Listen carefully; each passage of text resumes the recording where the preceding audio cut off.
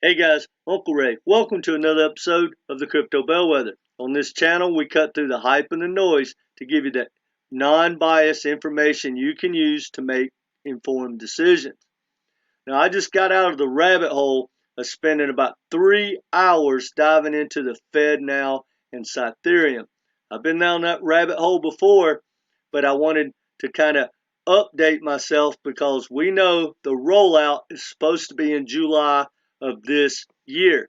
And I really wanted to get a feel with exactly the role Cypherium should play with the Fed now. And is there any other blockchains that are going to have a significance in that? How's that going to be set up, etc.? And I'm really excited with what I found out. And now I'm starting to put the big picture together of how, like Swift and Wall Street and the legacy banking system and the Fed, how all that's going to look. Now, this is just the bird's eye view, and it just is a indication of what I'm seeing trying to put the puzzle together. So I want to share that with you guys. But primarily, we're going to talk about Cypherium and like Link in this video because they are the one with the most information that I want to share about. However, we're going to talk about information that's going to affect every one of the tokens that are like banking infrastructure or utility type tokens that we all know and love, whether it's XLM, XRP Algorand, or Hedera, because they are all affected, and I want to share that information with you. And that being said, we're going to dive into it, and if you stay with me at the end, we'll take a look at the chart. Let's get into it. Now, before we dive into how the Fed is going to be using Cypherium and its role, I want to bring something to your attention, and you'll understand why at the more toward the end of the video. As I was going through the partnerships of Cypherium with other blockchains, which they have partnered with like Link, Hbar, and Quant on different things before, I believe that's right. I kept seeing I kept seeing partnership Cypherium with IC3, partnership with IC3. And I didn't know what that was, had no idea. Well, when I uncovered it and went to the website, it's the Federal Bureau of Investigation's Internet Crime Complaint Center. Now, that kind of gives me more of a perspective of like, why did the Fed pick Cypherium? Well, as I'm starting to put the pieces together, because I don't understand the China role and stuff. I would think that would be the last partnership they would want. But hey, I don't pick winners and losers. But it tells me that, when Cypherium had the foresight to go look and dive into the IC3 and do a partnership with studying how they can build their blockchain to be safer and get information and tips and guidance from the FBI, it's pretty smart. So it's just another feather in your cap when you sit down with, say, the Fed and say, hey, this is what makes us different. So that probably was a little bit of a role of why, one of the many of why the Fed may have picked Cypherium. Now, that being said, I could track Quant, JP Morgan's Onyx chain, Ethereum, Link, and Hbar that has spent some time and with IC3, and I don't know if they're full-fledged partnerships, but they have spent some time like writing papers and stuff like that together. So that may play a role with what we're going to talk about toward the end. That's why I wanted to bring it to your attention. Now, if you're not familiar with Cypherium, go to their website, surf around, read about their case studies and stuff, because they're a lot more than just the FedNow program. Now, this blows me away. Now, I went down the rabbit hole and read this paper today. which then I started doing some more research and I got to this tweet. And it says, Cypherium can connect all of them. Well, that's the type of stuff that I really, a lot of times it's just hyped up. Like, what are you talking about? Cypherium's not Quant or Link or whatever. Well, I'm here to tell you, and this is not financial advice, but this is what I've seen in the research paper. It basically said that when it comes to blockchain, everything to do with the Fed and the blockchain of Cypherium is going to set on Cypherium. Everything. And it will go through the Cypherium blockchain. Now, look at all these entities. Now, this is just something that someone created. This wasn't in the report, but this is what I think the world's going to look like in the very near future. And I mean 2, 3, 4 years. But look, you're going to have, for instance, Swift. Then you're going to have like Wall Street, JP Morgan. You're going to have different CBDCs. You're going to have different governments, all over the world, different banking infrastructure. But you're going to have the Fed. And if you're going to get money directly from the Fed in the future, whether that's us, like through a wallet in case there's another pandemic, or, people that work for the government or whatever, it's going to go through Cypherium. It's documented on the FedNow website. Everything, if the money flows to and from the Fed directly, it will go through Cypherium. Now, check this out. When I was reading through this, and this is why all the banking tokens, in my opinion, are affected.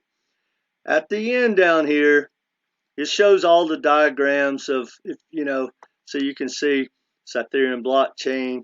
It talks about Cypherium Connect, their payment solution. It's all laid out. But at the very end of this, check this out, guys.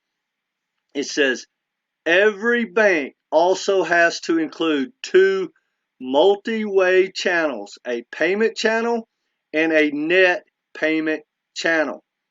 So if you're going to tie in with the Fed and get money from the Fed, you're going to have 2 different channels that have to go in and out, back and forth from Cypherium. Now, that leads me to what I can document. Like, say, with Swift. Link is the gateway of Swift. So my educated guess is this 2-way channel is going to include Link with a lot of entities around the world. It's probably going to include Quant as well for interoperability. Now, I'm not a developer, but I remember this from talking to a developer. He was talking about the timestamps of Hedera. Guys, that's all I know. He said that it's a big, big deal, and that's why you see a lot of different partnerships with other blockchains. With Hedera, they like that timestamp mechanism. For whatever this is worth, when I was reading through the paper, it talked about timestamps on this multi-2-way channel. Now, for whatever that's worth, take that information as you will. Just made me think of Hedera. I don't know. But here's my overall point before we look at the chart of Cypherium. In the big picture, you're going to have the dominant players of like Swift, the Fed, like maybe JP Morgan, and the legacy banking. They're going to be private and they're going to be closed, but they have to open up and have interoperability, right? So money's going to flow around the world in and out of, say, the Fed to the repo market, from the Fed to the metaverse, from the Fed to the legacy banks, from Swift, etc. That's where every token that has real world utility in banking, which before I understood the ISO20022, I used to say those were the compliant tokens. They're more compatible tokens, but either way, they're the infrastructure type real world utility tokens, and that's Algorand, Stellar XLM, XRP, Quant, Link, IOTA, Hbar. All of those are going to fill in those gaps. And it's massive, guys. Fast forward 5-10 years, imagine what the world will look like if you just laid it out on a map. There's going to be thousands and thousands and thousands of entities all tied together. A developer told me like last year that for the most part, every major corporation and every business in the world eventually will have its own blockchain. It may be private, may be closed, doesn't matter. It's still going to have that interoperability. So that's why I will always stay excited about these particular tokens. To me, it's kind of a great long-term plan. Now, that being said, my game plan is always bull run to bull run, because new technology can come out tomorrow and blow everything I just said away, in my opinion, or regulation or whatever. So I'm going to capture my profits every bull run. But the odds are, if these tokens make it, I'll jump back in and start over. Now, let's take a look at the chart. And then I'm going to give you some more information if you stay with me.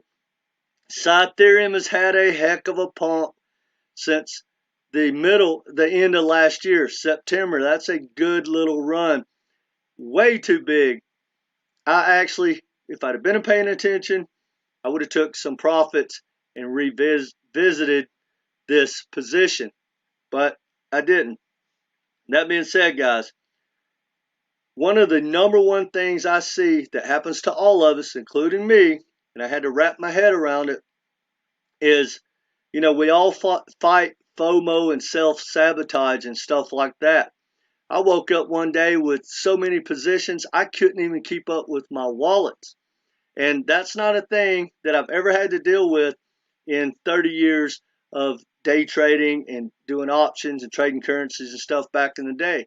You don't have the same type of FOMO or FUD or pressure, because there's endless amount of phenomenal opportunities in crypto. So the reason I'm saying that is I'm working one-on-one with people, and it's $250. We'll go through 3, 4, or 5 different phone calls or maybe Zoom calls, and we'll take a look at your portfolio, and then I want to coach you how I set up my portfolio. And at the end of the process, we want you to have a system in place that you will know how to build out your portfolio that meets your risk tolerance and your upside goals. How to measure that, how to make good judgments, and how to compare different projects to maybe what you're already in. And if you are in projects right now that maybe you want to get out of, we can talk about that and get a game plan. Now, it's not financial advice, it's education of how to think and how to build out a portfolio that meets your risk tolerance and your upside. Like if you're looking for, say, a 7, 10x and you'd be happy with that, why are you stacking 5, 10 different tokens or 20? Just stack Ethereum. That would probably meet your goal with less risk, and you can sleep at night. Because, guys, if your portfolio is not organized and you don't have a game plan that you can stick to, you're going to create a lot of anxiety. You're going to miss a lot of opportunities, because when something pumps just like this, I could have took profits, but my original game plan was not to dollar cost average out until the FedNow program was rolled out. But if I had to do over again, I would have caught some of this big pump and I would at least took out my initial investment. It's all good from there. You gotta have a game plan and stick to it. And if you want me to help you with that, guys, like I said, it's $250. I'll leave my email in the comment section. I'll pin it there and also in the description. Well, that's all I got for you guys. For me, I'm going to stack more Cypherium, but I want more of a pullback. You know, that's quite a pump. We do not FOMO in. That's one of the things that is part of my overall strategy. That's all I got for you guys. Look, I know a lot of times people think, well, wow, he said this about this token or this about this token. There's at least 150 projects that are phenomenal out there. And so when I say something's really positive, say about Cypherium, has nothing to do with being negative with the other tokens. It's just a specific video talking about Cypherium and like Link right now. But I really believe Cypherium and Link, Hbar, and Quant are going to reap more rewards of what's going on with the Fed in the future, for whatever that's worth. Let me know if you agree. What's your thoughts in the comments section? Reach out if you'd like to work with me. Either way, hit the subscribe. Go ahead and subscribe because I'm going to create a playlist of how to build a portfolio, so hopefully just help you along the way, and you can go down that rabbit hole. And guys, no matter what, whether you work with me or someone else, you've got to learn to have a game plan and stick to it. It will give you the best possibility to reap the rewards of the biggest bull market in history. I'm going to say this and I'll let you go. Not financial advice, but I started this channel because I really believe in the next couple of years, 2, 3, 4, 5, 10 years is the biggest opportunity in history for the average person to change their financial future, bar none. And once it's over, it's over. The world's never going to see what we're about to experience. And guys, stay positive, stay in the game, don't get out, don't get distracted, focus, start stacking cash on the side and get ready. Not financial advice, but guys, just keep educating yourself, invest in yourself, invest in knowledge, and stay in crypto. I don't care if we go into a horrible recession and the prices fall to the bottom. Don't get out. Pay attention, guys. I say that with love. Let me know what you think in the comments section. Hit that like button. And no matter what, guys, come back and be part of this community. Take care.